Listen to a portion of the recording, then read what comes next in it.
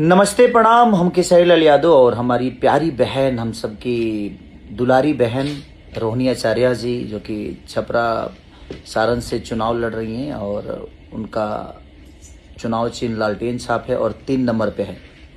तो मेरे बहन को आप लोग अपना प्यार और आशीर्वाद इतना भरपूर दीजिए कि हमारी बहन विजयी हो के आए और हम सब के लिए दिनों रात जो हमारी छपरा की ज़रूरत है उसको पूरा करे वो, और हमारे छपरा के विकास के लिए अदे खड़ा रहे वो।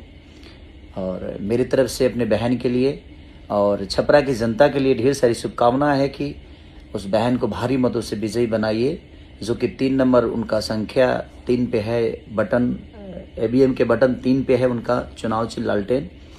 तो मेरे बहन रोहिणी आचार्य के लिए आशीर्वाद भी दीजिए और अपना स्नेह के रूप में बस वोट करिए उस बहन के लिए। तो love you all, thank you, love you.